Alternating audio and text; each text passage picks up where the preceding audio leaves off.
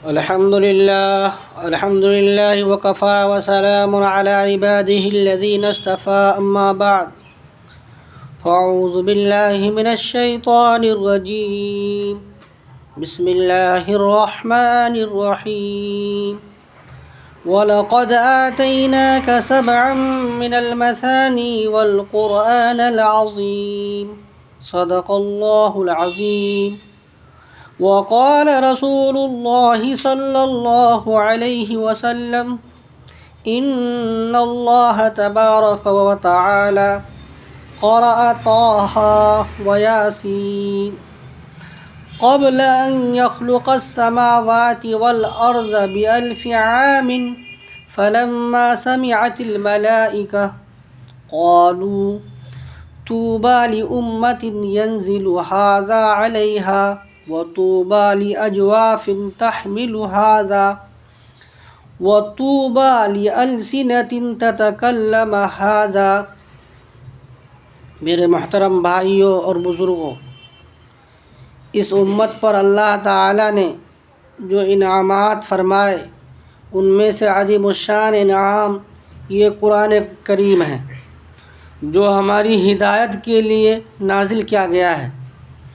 یعنی ایسی نعمت ہے کہ خود اللہ تبارک و تعالیٰ نے پیغمبر علیہ السلام کو مخاطب بنا کر اپنا احسان جتلایا ہے۔ چنانچہ ہم نے شروع میں آپ کے سامنے ایک آیت کا ٹکڑا پڑھا تھا جس میں اللہ تبارک و تعالیٰ فرما رہے ہیں وَلَقَدْ آتَيْنَاكَ سَبْعًا مِّنَ الْمَثَانِي وَالْقُرْآنَ الْعَظِيمِ، یعنی ہم نے آپ کو 7 باتیں عطا فرمائی جو بڑی قابل تعریف ہیں، اور ساتھ میں قرآن عظیم عطا کیا۔ یہ 7 باتیں کیا ہیں؟ تو حضرات مفسرین نے اس کی متعدد تفسیر فرمائی ہیں، جن میں سے 2 تفسیر زیادہ مشہور ہیں۔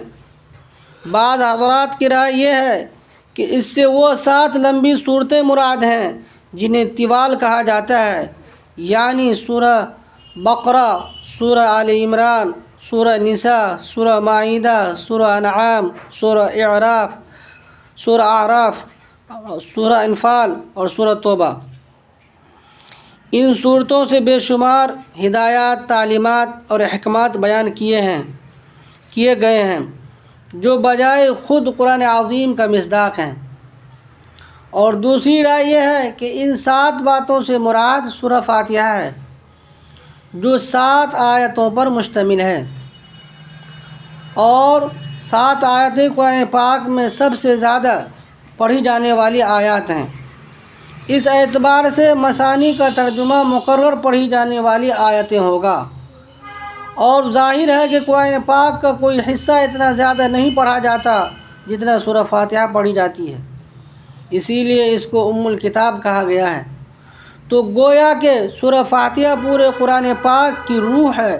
بائیں طور پر اس میں قرآن پاک کے تمام بنیادی مضامین، توحید، رسالت اور آخرت کا اجمالی ذکر کر دیا گیا ہے۔ تو اللہ تعالیٰ نے انعام کا ذکر کرتے ہوئے فرمایا کہ ہم نے آپ کو یہ 7 آیتیں عطا کی ہیں جو قرآن عظیم ہیں، یعنی پورے قرآن کا خلاصہ ہیں۔ اسی طرح ایک حدیث ہم نے آپ کے سامنے پڑھی تھی جس میں صاحب رسول سیدنا حضرت ابو ہریرہ رضی اللہ تعالی عنہ فرماتے ہیں کہ سرور عالم حضرت محمد مصطفیٰ صلی اللہ علیہ وسلم نے ارشاد فرمایا کہ اللہ تبارک و تعالی نے آسمان و زمین کے پیدا کرنے سے 1000 سال پہلے سورہ طہ اور سورہ یاسین کی تلاوت فرمائی۔ ظاہر ہے کہ جب آسمان و زمین کچھ بھی موجود نہ تھے تو انسانوں کا کیا تصور ہو سکتا ہے؟ وہاں تو صرف فرشتے تھے جو اللہ تعالیٰ کی اس تلاوت کو سن رہے تھے۔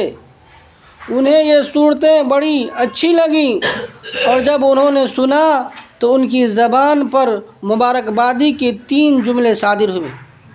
اور واضح ہو کہ اس وقت پیغمبر علیہ السلام بھی وہاں تشریف فرما نہیں تھے، لیکن آپ کو بذریعہ وحی خبر دی گئی تاکہ امت محمدیہ کے افراد کا سر فخر سے بلند ہو جائے کہ اس زمانے میں جب کہ ہمارا کوئی وجود بھی نہ تھا، نہ سورج نہ چاند اور نہ زمین و آسمان، کچھ نہیں تھا، اس وقت اللہ تبارک و تعالی نے ان صورتوں کو پڑھا اور فرشتوں نے سنا، اور پھر فرشتوں نے مبارکبادی، فرشتوں نے پہلا جملہ یہ فرمایا طوبی لامۃ ینزل ھذا علیہا، یعنی بڑی بشارت اور مبارکبادی ہے اس امت کے لیے جس پر یہ صورتیں نازل ہوں گی۔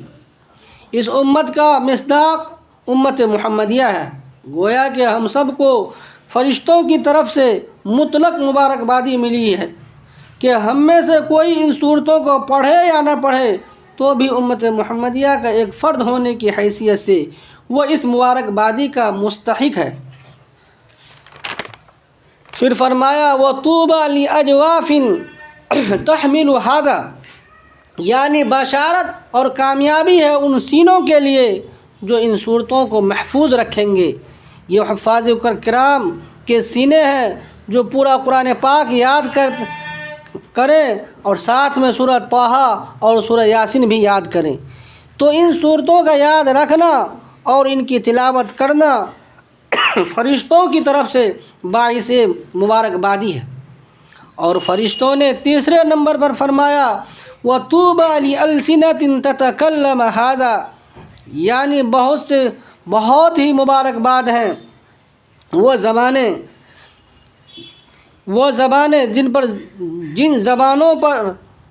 جن زبانوں سے یہ صورتیں پڑھی جائیں گی، جن زبانوں سے یہ صورتیں پڑھی جائیں گے۔ معلوم ہوا کہ وہ زبانیں بھی بڑی بابرکت اور قابل مبارکباد ہیں جن سے قرآن پاک کے آیات، قرآن پاک کے معانی اور اس کے مضامین صادر ہوتے ہیں۔